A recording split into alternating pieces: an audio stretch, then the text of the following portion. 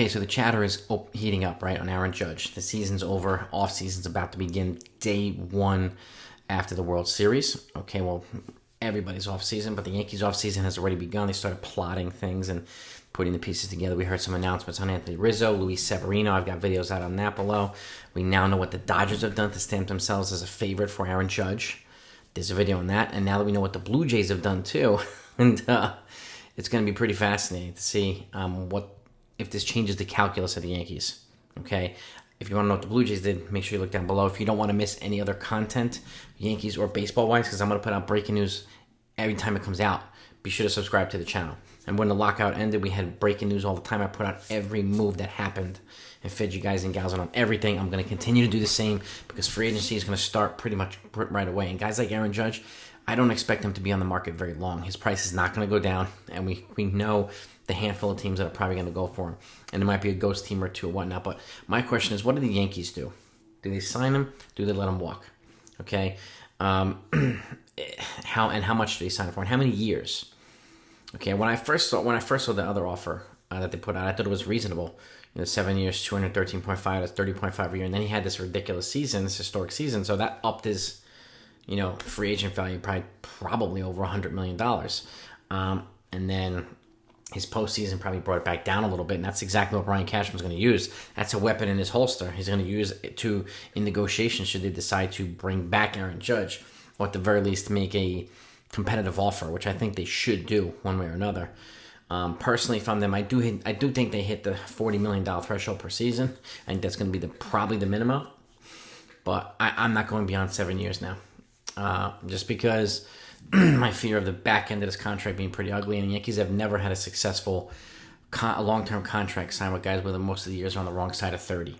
So, and the same thing's going to apply to Judge here. So, but that's just me. So it'll be 7 years, $280 million, which will be a significant increase. But I think he's going to get more than that. And I think the Yankees, that's probably going to be around the ballpark that they may go 8-3-20, which is 8 years for $40 million per. I think it's going to cost at least that, probably 9 years. I think some team out there will most likely give him 9 years, and probably some crazy team might offer 10. But that still remains to be seen. But does he stay? Does he go? I mean, I'm not sure how many people say give him a blank check now after that postseason, because he hasn't been stellar in most of the postseasons with the Yankees. So, unfortunately, and I'm hearing a lot more people saying it might be worth considering moving him. I was actually, I think, one of the first people, or the only people, to suggest potentially trading him after he turned down the extension before. Once he turned it down, I said we should at least consider the possibility of that being one of the options, because now they're letting him walk for nothing. Okay, that sucks if they don't bring him back. Judge for absolutely nothing, or compensation pick.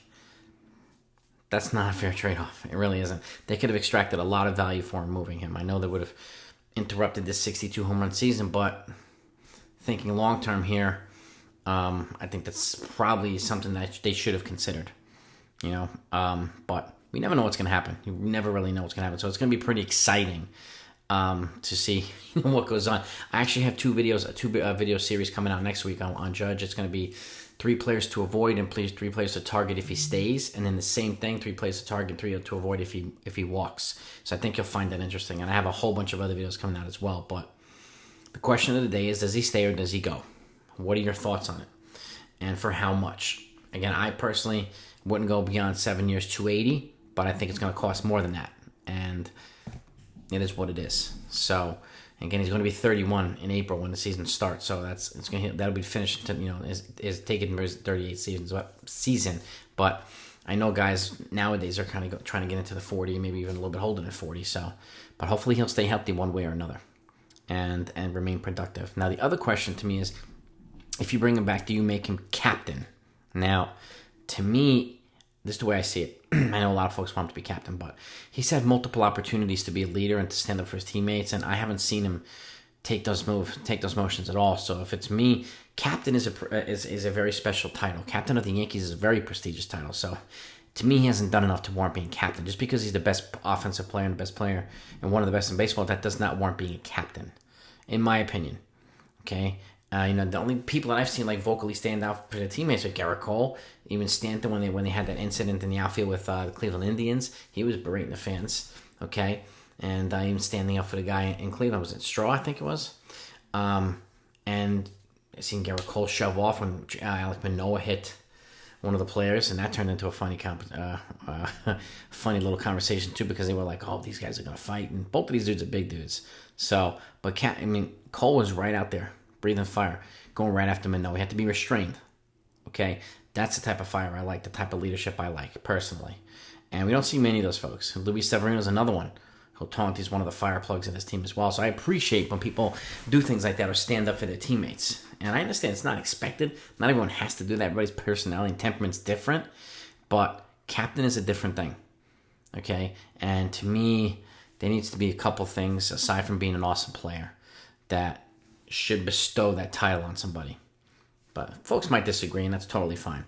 But where does Cashman hold the line is the final question here. And I think he's probably going to, like I said, he's going to use his postseason performance against them. Okay, unfortunately, but he will.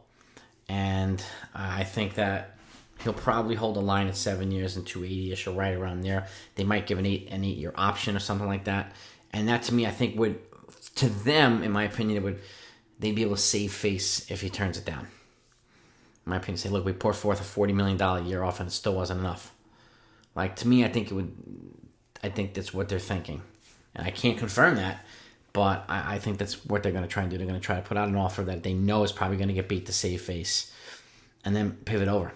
Because at the end of the day, most of the free agent moves, I think everything's going to be on hold until they resolve the Judge situation. If I'm them and they want him back, put forth your best offer within that 5-day period and you try to not let him leave until he comes back. Otherwise, he's going to field other offers, and I think some offers are going to be better. And at the end of the day, he's probably going to go to the highest offer. And it's his right to do that. This is one chance to cash in for agency. You can't blame the guy for doing that.